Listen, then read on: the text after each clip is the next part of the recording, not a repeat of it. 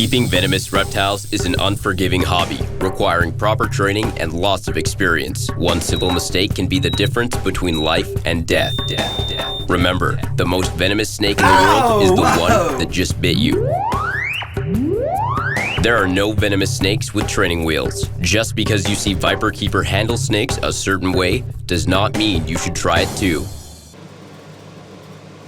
I acquired a captive-born pygmy rattlesnake, South Florida pygmy rattlesnake, Cysturus malarius.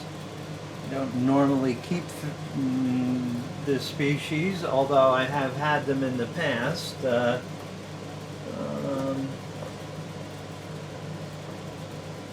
He needs a cage swap, so I figured I would bring him out, and if he behaves himself,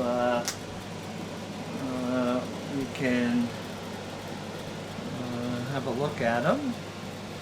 You can see his little buzz tail going, but you can't hardly hear it simply because it's so tiny. Now, pygmy rattlesnakes pack a huge punch. They've got very, very potent venom, and they're very twitchy. And they will really put you in a world of hurt. If they were the size of regular size rattlesnakes, let's say, you know, even they can get this sort of copperhead size, but they would definitely, I mean, pygmies this size require people to be hospitalized all the time, and severe pain, swelling, some coagulopathy. He's got a full tummy, or she's got a full tummy, I don't know its sex, but his cage needs to be cleaned nonetheless. Bites from these take crofab or antivipmain to counteract. So these will put you in a world of hurt. And they're quite beautiful. They have, depending on where they're from, they'll have a variety of coloration and pattern. In the wild, these guys specialize in eating centipedes and other invertebrates to start, and of course we'll take baby mice, small birds if they can get their fangs on them. But they're centipede specialists when they're young. Also, the wild population has an infestation of a parasite called pestomids. If I tell you what pestomids look like, it would put you off some certain food items, but these are somewhere in between, you know, worms and insects, and they invade the digestive tract. They'll burrow into the animal's lungs and eventually kill it. I had a wild-caught East African gaboon viper with pestomids, and it died from them because there really is no treatment that the vets could provide. And I was cautioned by my good friend Don Boyer, who's currently the curator at the Bronx Zoo, and to be very careful because these can be transmitted to humans. So it's a potential human pathogen. So enough said about the pig. Let's see if I can coax it into the other bin that I have already prepared, because it is a bit tricky because we don't want to play snake hockey with it. Let me go get a fresh water dish because that one's terrible.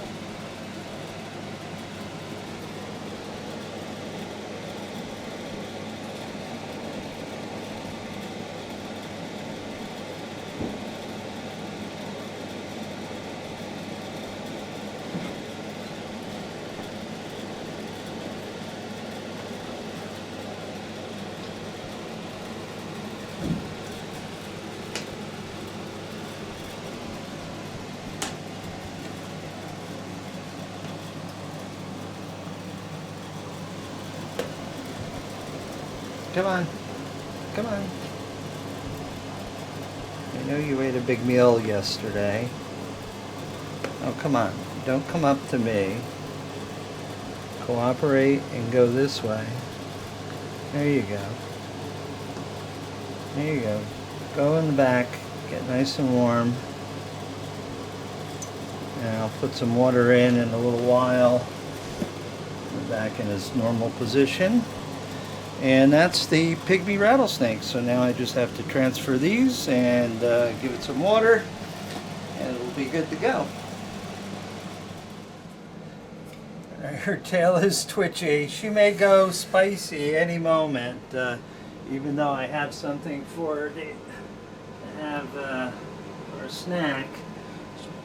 They ate yesterday, but you know, I feed these guys small portions. This does not preclude that it won't go spicy. I don't know if the tail twitch was demonstrating irritation or it was quote alluring. It's hard to tell with these guys because they're so pissy.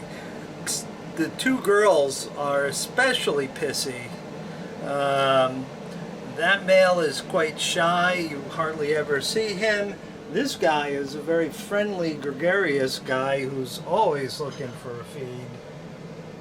But again, these guys were tough to get started. If you overfed them, they regurgitated. So now I feed them a food item one day, and then I give them another small item the second day, if they don't go spicy on me and decide not to eat. These, of course, are Pakistani Russell's vipers. Their venom is very valuable for medical research.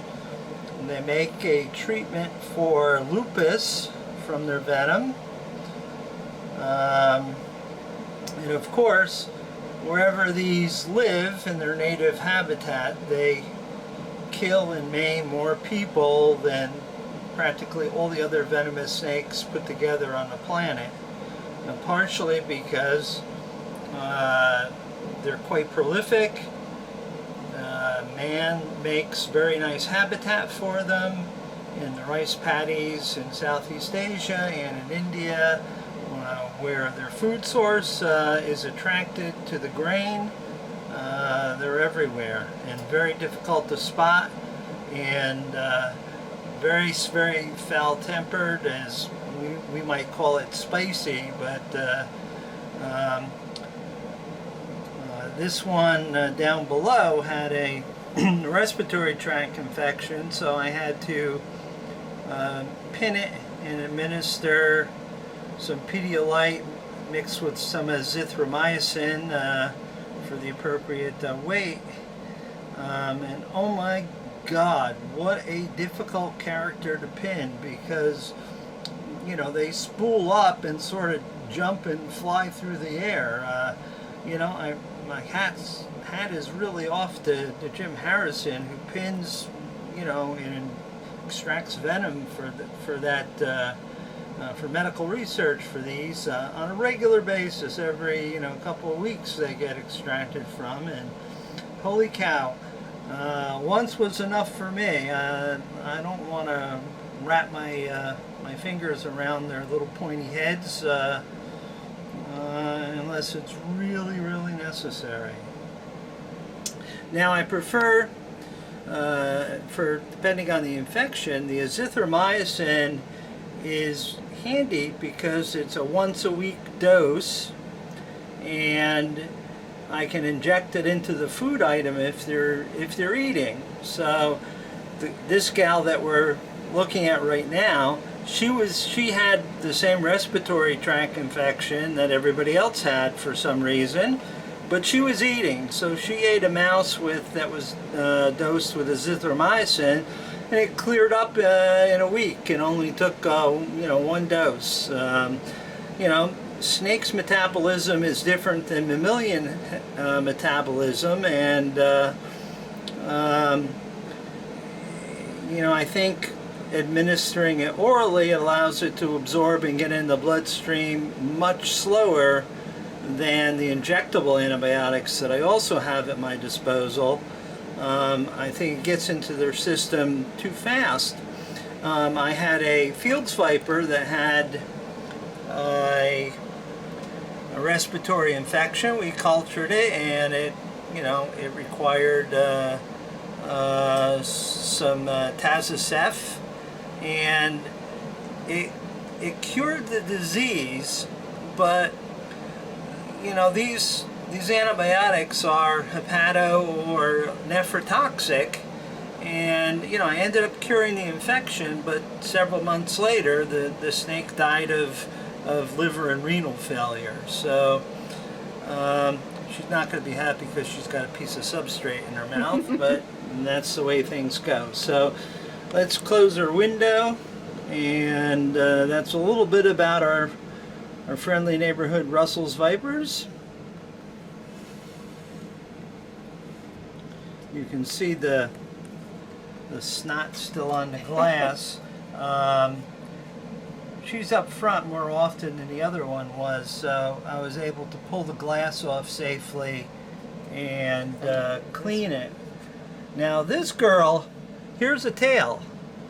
She's up above, and this is where I found her yesterday, and the pointy end is over there, so that's where we're going to try to insert this food item.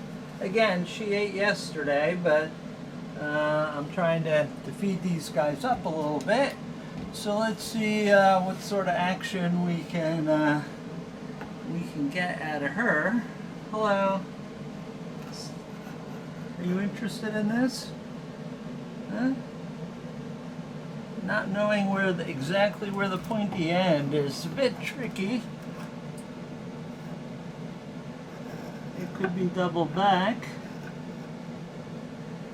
I'm not going to touch her because then she'll absolutely go spazzo. I have no idea where the head is. Might be on the other side. Well, I see a tail. I don't know where the head is. And that's the problem. Well, we'll touch her tail. No, we won't. We'll touch this side because I'm further away. Hello. Hello. Ah! Whoa! Woo! She didn't like that. I told you she wouldn't like that. And this is your typical spicy Russell's Viper. Alright, so I'm just going to leave this here, and I'm going to shut this because I don't want her huffing and puffing and flying out of the cage. Yeah, she didn't like that, did she? I knew she wouldn't. It's just a known quantity with these guys. The only one that doesn't go spicy so far, or hasn't in a very long time, is the male up top. Now, because I was in a cage with a snake that was treated with, had a respiratory infection, I Cloroxed the tongs so we don't accidentally transmit something to the other Russell's Viper. Now, he's got his little snoot out the end of the, you can see his big schnoz outside the edge of the glass. Up there we can see it. We can see the head. Why don't you come around to this side? Oh, I just got down on my Okay, knees. all Wait, right. here, I'll do it, but it's going to take me a minute to get up. Oh. All right, so why don't you just sort of shoot over my shoulder? This guy will jump on it. He sees it. He's still kind of shy. Yeah, he's a very shy character. Up, but there we go.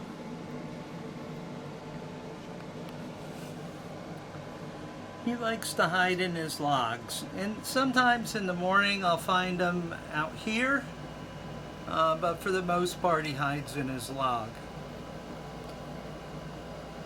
So we'll let him eat and we'll move on and do some other feeding.